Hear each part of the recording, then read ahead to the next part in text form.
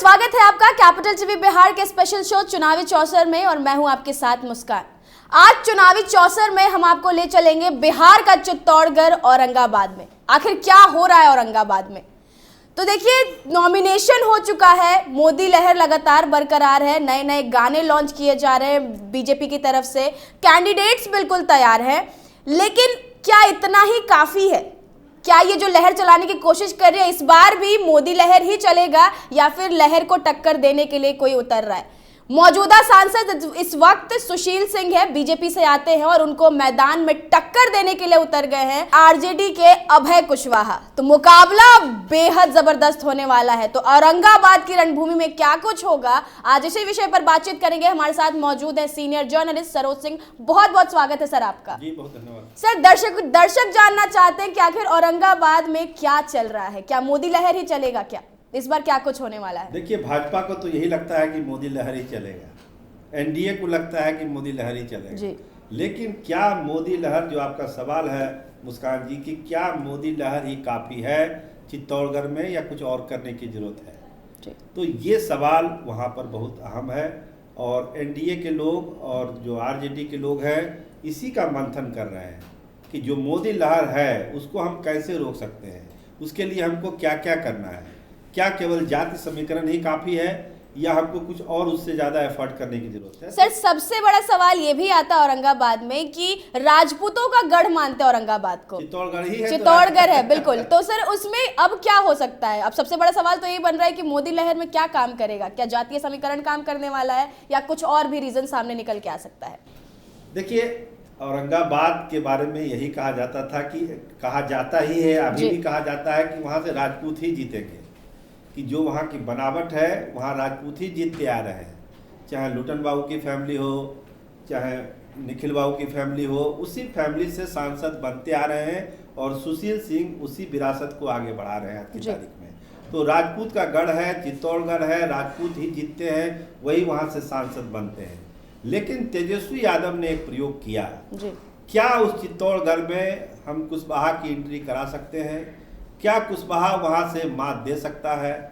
और अगर पिछली गलतियाँ हुई है तो उस गलतियों को संभाल के हम उस मिथक को तोड़ सकते हैं कि औरंगाबाद में केवल राजपूत ही जीत सकता है, क्योंकि राजपूत बिरादरी वहाँ पर ज़्यादा है, लगभग 2 लाख, 2.25 लाख राजपूत वहाँ पर हैं जी। और बहुत ही प्रभावी हैं, बहुत अच्छी स्थिति में वहाँ के राजपूत समाज है। तो लेकिन जो काउंटर वाली बात होती है, जो काउंटर करते हैं कि अगर 2.25 लाख राजपूत है तो 2 लाख यादव बिरादरी भी है, तो न्यूट्रल हो गया। लेकिन है कि जो वोटिंग कैपेसिटी है, कहा जाता है कि अगड़ों में जो है वोट कम गिराने जाते हैं, लेकिन औरंगाबाद में स्थिति दूसरी है।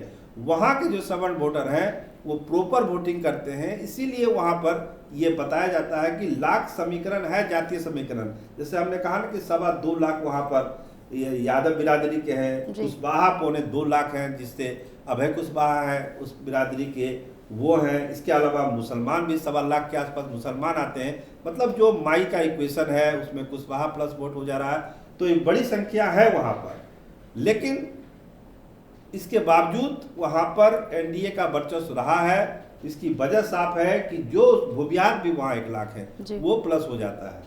इसके अलावा पासवान, चूंकि अब चिराग पासवान भी साथ में आ गए, तो 2.25 लाख वहाँ पासवान का भी है वोटर है, आबादी है वहाँ पर। तो इस तरह से ऐसा नहीं है कि एक तरफा है, जातीय समीकरण वहाँ एक तरफा है। समीकरण एकदम बैलेंस में, थोड़ा सा ऊपर नीचे है।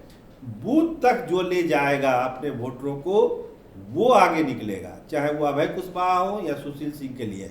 सुशील सिंह के एंटी इनकम्बेंसी भी है, सांसद है वो लगातार, तो ये भी उनके साथ सर कहीं ना कहीं तब तो देखने में ये आ रहा है कि आरजेडी ने जो पत्ता फेंका है, मतलब अभय कुशवाहा को उतारा है, वो कहीं ना कहीं जातीय समीकरण देखते हुए ही उतारा है, क्योंकि आपने कहा कि राजपूत की भी आबादी उतनी ही और कुछ ही कम वहां पर कुशवाहा भी है।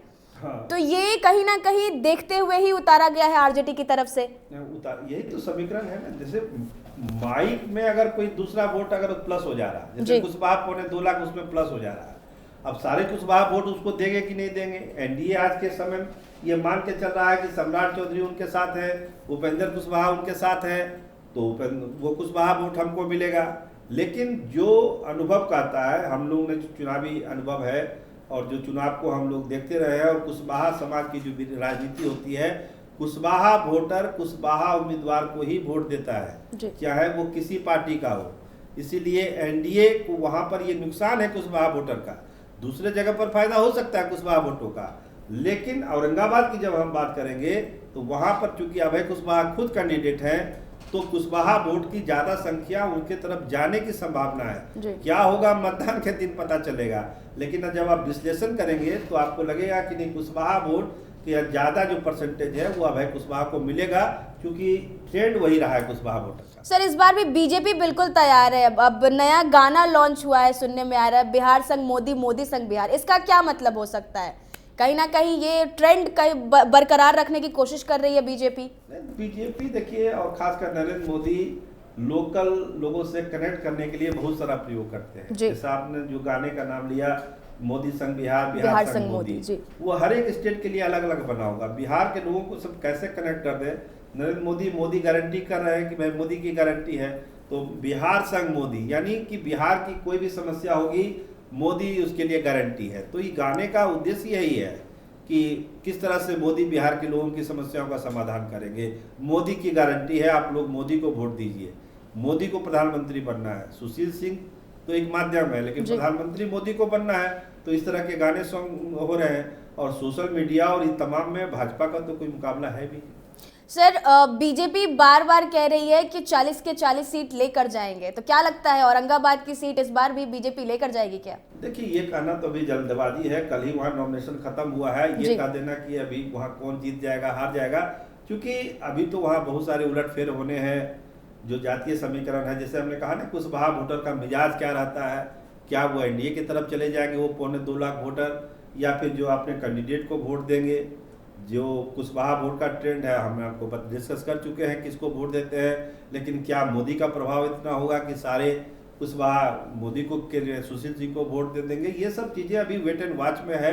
अभी जैसे जैसे चुनाव आगे बढ़ेगा, प्रचार आगे बढ़ेगा, चीज़ें साफ होती जाएगी कि औरंगाबाद, जिसको आप चित्तौड़गढ़ भी बता रही है भी चित्तौड़गढ़, वहाँ पर क्या होगा, एनडीए बाजी मार ले जाएगा या फिर तेजस्वी और लालू का प्रयोग अभय कुशवाहा के तौर पर, क्योंकि पहले जनता तो यूनाइटेड में ही थे अभय कुशवाहा जी, पार्टी छोड़ के आरजेडी में गए हैं, टिकट लेके चुनाव लड़ रहे हैं। तो हो सकता है कि जो स्थानीय कैंडिडेट हों उनका भी कुछ विरोध उनको झेलना पड़े, क्योंकि ऊपर से आए हैं, तो जो स्थानीय लोग जो चुनाव का मूड बनाए हुए थे, हो सकता है उनका भी विरोध इन पर हो। तो धीरे धीरे ये सब चीज़ें साफ होगी, तस्वीर साफ होगी, तब पता चलेगा कि किसमें कितना वजन है। देखिए, ये बताना बेहद मुश्किल है कि इस बार कौन जीतेगा और कौन हारेगा, लेकिन मुकाबला बहुत टक्कर का है। इस बार देखने में यही आ रहा है। और जातीय समीकरण की बात करें तो सर ने आपको बताया कि जो मुकाबला है वो बहुत टक्कर का होने वाला है, और इस बार फैसला आने का अब अंतिम घड़ी में ही पता लगेगा कि क्या कुछ होने वाला है। आज के लिए बस इतना ही। आगे की तमाम अपडेट्स के लिए देखते रहे कैपिटल टीवी बिहार। धन्यवाद।